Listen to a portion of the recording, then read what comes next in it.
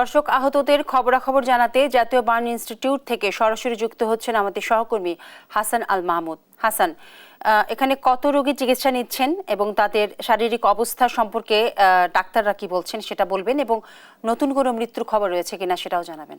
বিপাশা, আপনাকে ধন্যবাদ। আপনি যেমনটা বলছিলেন যে এখন পর্যন্ত আমরা দেখছি যে এখানে প্রায় 70 জনের উপরে রোগীকে নিয়ে আসা হয়েছে, যারা অধিকাংশ কিন্তু স্কুল শিক্ষার্থী এবং তাদের বয়স 12 থেকে 14 বছর, এমনটাই কিন্তু আমরা জানতে পেরেছি। এবং সেখানে এখন পর্যন্ত এই বার্ন ইনস্টিটিউটে 2 জনের মৃত্যু হয়েছে এমনটা আমরা জানতে পেরেছি, এবং বাকি যে আরো 16 জনের মৃত্যু হয়েছে তারা কিন্তু রাজধানীর অন্যান্য হাসপাতালগুলোতে মৃত্যুর ঘটনা ঘটেছে, সেখানেই কিন্তু হসপিটালে সে মরদেহগুলো রয়েছে বলে আমরা জানতে পেরেছি। এবং এখানে এখন পর্যন্ত চিকিৎসার সর্বোচ্চ চেষ্টা করছেন, এবং সেখানে বিভিন্ন রাজনৈতিক দলের কেন্দ্রীয় নেতৃবৃন্দ যেমন এসেছে, তেমনি এখানকার স্বাস্থ্য মন্ত্রণালয়ের প্রতিনিধি এবং আরো বেশ কিছু উপদেষ্টা এসেছেন। কিছুক্ষণ আগে আমরা দেখেছি বাণিজ্য উপদেষ্টা এসেছেন।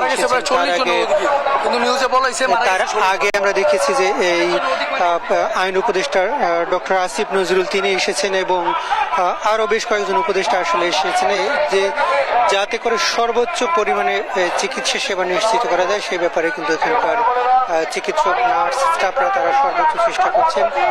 তবে চিকিৎসার সবচেয়ে বড় সংকট হচ্ছে এখন শুধুমাত্র নেগেটিভ গ্রুপের যে সব রক্ত, রেয়ার গ্রুপের সেই সব রক্তই কিন্তু এখন বেশি প্রয়োজন হচ্ছে চিকিৎসার ক্ষেত্রে। তবে সেখানেও স্বেচ্ছাসেবক বিভিন্ন সংগঠন এবং রেড ক্রিসেন্ট সহ অন্যান্য সংগঠনগুলো তারা কিন্তু চেষ্টা করছেন। একই সাথে আইন শৃঙ্খলা রক্ষা এবং সার্বিক নিরাপত্তা এবং শৃঙ্খলা রক্ষায় কিন্তু পুলিশ, র্যাবের পাশাপাশি সেনাবাহিনী মোতায়েন করা হয়েছে। তারা কিন্তু সর্বোচ্চ চেষ্টা করছেন এই সব জায়গাগুলোতে তাদের নিরাপত্তা ব্যবস্থা জোরদার করার চেষ্টা করছেন, যাতে কোনো ধরনের অপ্রীতিকর কিংবা বিশৃঙ্খল পরিস্থিতি তৈরি না হয়, তা সে ব্যাপারে কিন্তু তারা সর্বোচ্চ সতর্কতা অবলম্বন করছে। কিছুক্ষণ আগে আমরা পরিচালকের সাথে কথা বলছিলাম, তিনি যেটি বলছিলেন যে এখন পজিটিভ গ্রুপের তেমন কোনো রক্তের খুব বেশি চাহিদা নেই, তবে কিছু জায়গায় নেগেটিভ গ্রুপের চাহিদা রয়েছে, বিশেষ করে ও নেগেটিভ, বি নেগেটিভ এবং এ বি নেগেটিভ, এরকম কিছু ব্লাড গ্রুপের চাহিদা এখন পর্যন্ত আমরা রয়েছে। তবে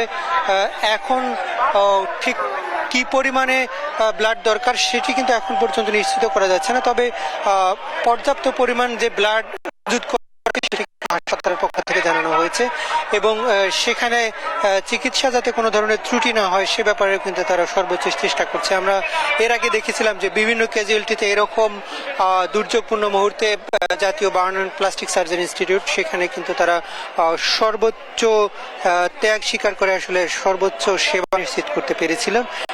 ধারাবাহিকতা এবারও কিন্তু তারা সর্বোচ্চ চেষ্টা করছে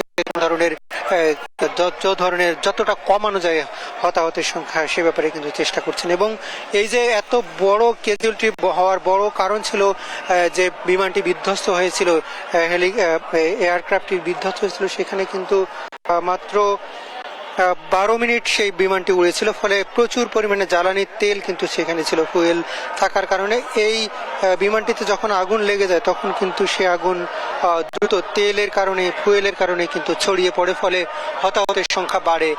আমরা যতটুকু জানতে পেরেছি যে 1:30টার দিকেই কিন্তু মাইলস্টোন স্কুল অ্যান্ড কলেজ সেটি কিন্তু ছুটি হবার কথা ছিল, অর্থাৎ ছুটির আগ মুহূর্তেই কিন্তু এই দুর্ঘটনাটি ঘটে। এবং কিছু কিছু ক্লাস আসলে ছুটি হয়েছিল, ফলে ক্লাসের শিক্ষার্থীরা তারা কিন্তু সেখানে অবস্থান করছিলেন, এবং মাঠে প্রচুর পরিমাণে শিক্ষার্থীরা সেখানে ঘোরাফেরা করছিল, এবং একই সাথে অন্যান্য ক্লাসের শিক্ষার্থীরাও তারা কিন্তু